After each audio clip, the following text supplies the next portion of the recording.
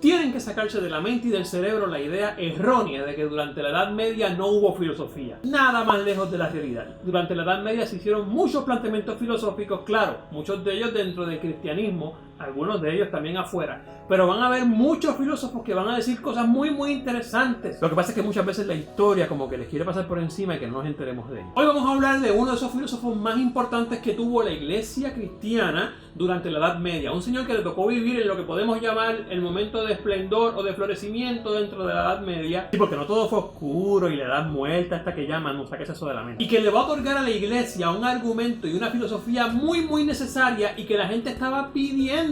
Y es que va a hablar por fin de la existencia de Dios, pero desde el discurso de qué es ser y qué es no ser. En otras palabras, el argumento ontológico. Hoy presentamos a San Anselmo de Canterbury.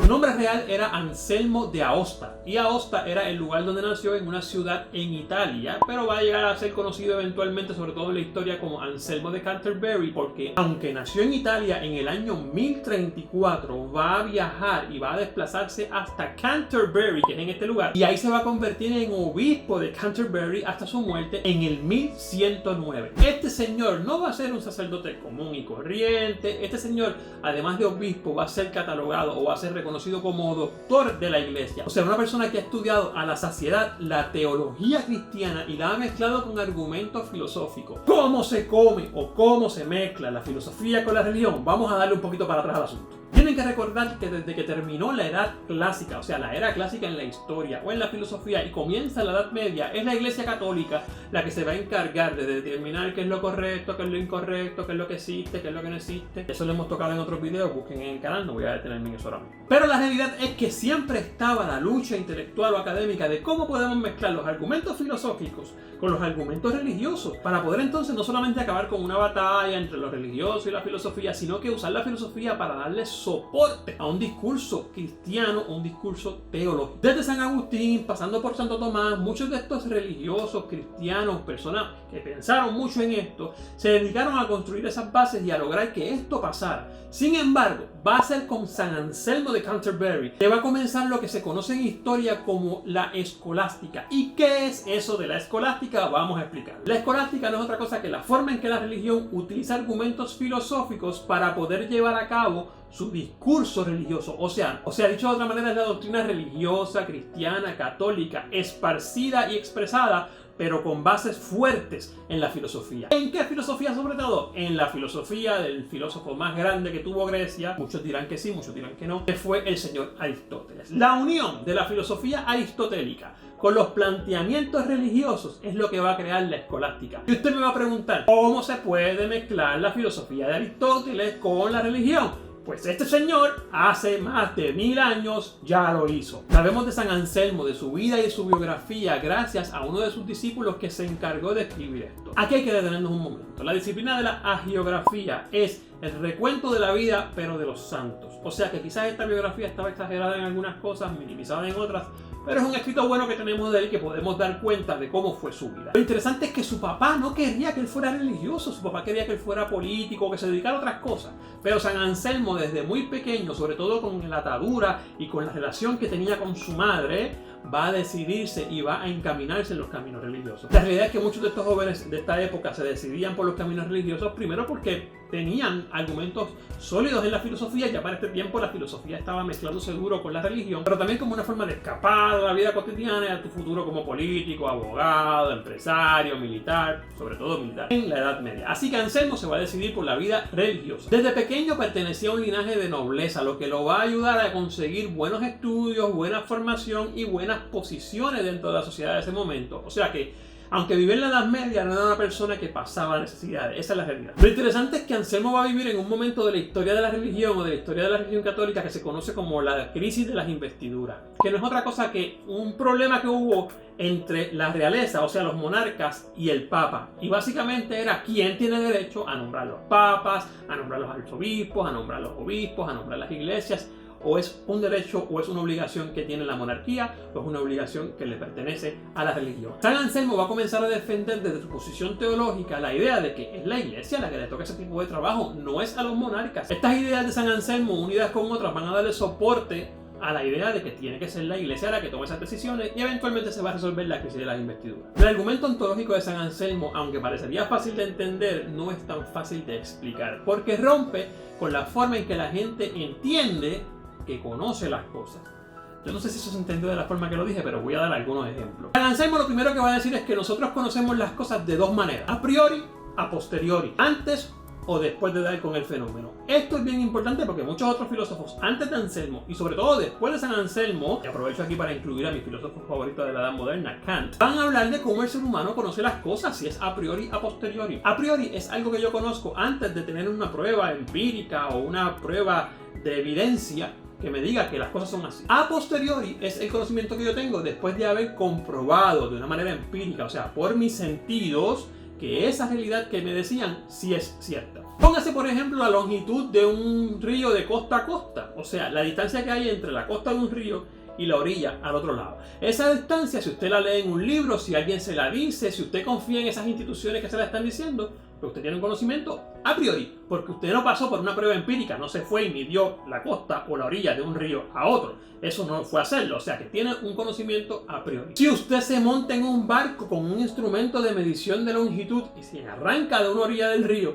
y termina en la otra orilla, y eso lo pudo medir, eso se convierte en un conocimiento a posteriori. ¿Me van entendiendo por dónde va la cosa, verdad? Vamos a añadir algunas cosas ahora. Si en ese mismo barco que estamos hablando se monta un compañero suyo y le dice voy a navegar de esta orilla a la otra orilla a tanta velocidad, yo le podría decir, gracias a una fórmula que hay de velocidad, tiempo y distancia, que va a llegar en tanto tiempo a la otra orilla si se mantiene así.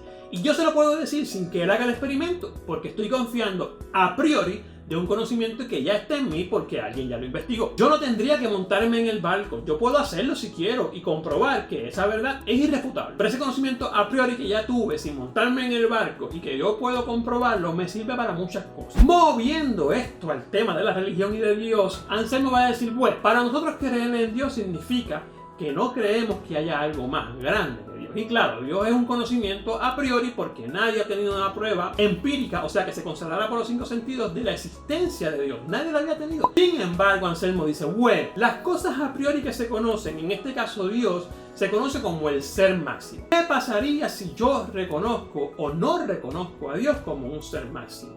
Si yo reconozco o no reconozco a Dios como un ser máximo, significa que ese ser no es perfecto y que habría un ser más perfecto o más, entre comillas, máximo, que es un disparate, que excediera las capacidades de ese primer Dios. Eso es lo que tengo que ver. Eso es lo que pasaría. Y eso es contradictorio para Anselmo. Porque si yo estoy diciendo que Dios no existe porque no creo que sea el ser máximo, la idea realmente de ese conocimiento que no he tenido todavía es que va a haber algo por encima de eso, crea o no crea en sus capacidades yo. O sea que eso destruye el argumento de que no crees en Dios. Quizás no creas que es el Dios máximo, quizás no creas que esa idea de Dios es lo máximo, pero eventualmente vas a creer en algo que está más allá. La palabra favorita de muchos filósofos y una de las favoritas mías también es trascendencia. Si yo no quiero creer que Dios es como me lo pintan, que Dios no trasciende, que no es la máxima autoridad en el universo, es porque no le reconozco esas capacidades. No hay problema con eso, dice Anselmo, pero sabes, y que entonces si Dios no lo es, algo lo va a hacer, lo que entraría en contradicción. Esto es un poco difícil de explicar en el mundo moderno, sobre todo en las sociedades o en las personas que no aceptan el discurso de la fe.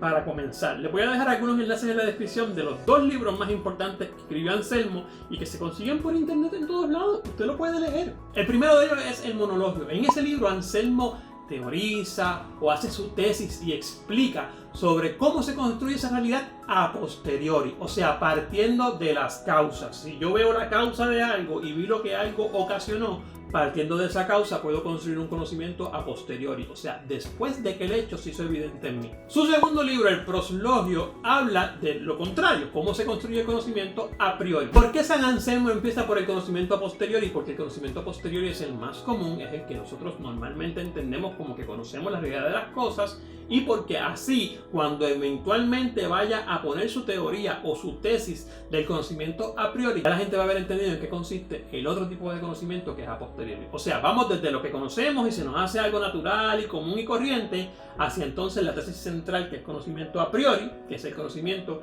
que ofrece la entrada para la existencia o para nosotros conocer y reconocer la existencia de Dios. Eventualmente, si usted cree o no cree en esto, no hay ningún tipo de problema. Lo que pasa es que es importante saber, número uno, que en la Edad Media hubo filósofos buenos, grandes, con buenas ideas, y que esa teoría o ese mito de que la Edad Media fue la Edad Oscura hay que sacarlo del sistema.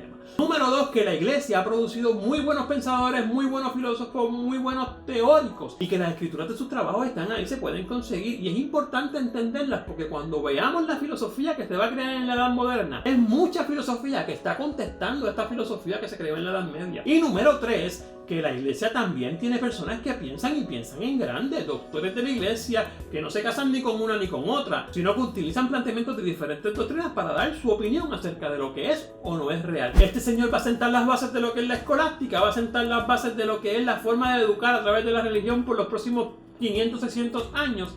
Hay que leerlo y hay que estudiarlo. Vean un poco de San Anselmo de Canterbury, hay muchas cosas interesantes de su vida que mucha gente no sabe tampoco, que no voy a decirlas aquí, porque esto es un canal de Filosofía 101. Eventualmente nos iremos moviendo a algunos filósofos de la Edad Media, ya cuando iba decayendo, para entonces entrar al periodo del Renacimiento y eventualmente la Edad Moderna. Recuerden que en esta lista de reproducción, en esta clase de Filosofía 101, lo que hacemos es tocar los principales filósofos occidentales y algunos que otros orientales, que tuvieron que ver mucho en construir la forma de conocimiento o la forma de pensamiento de nosotros hoy día. Te pido que si te gustaron estos videos te suscribas al canal, le des tu like porque eso ayuda mucho en el algoritmo de YouTube, aunque tú no lo creas, y prendas la campanita para que te lleguen las notificaciones cada vez que subimos un video. Te espero en el Instagram como Profesor León, allá subimos videos más continuos sobre temas de humanidades, de literatura, de historia, sé que te va a gustar, y también en el Facebook. Y eso es todo. Chao.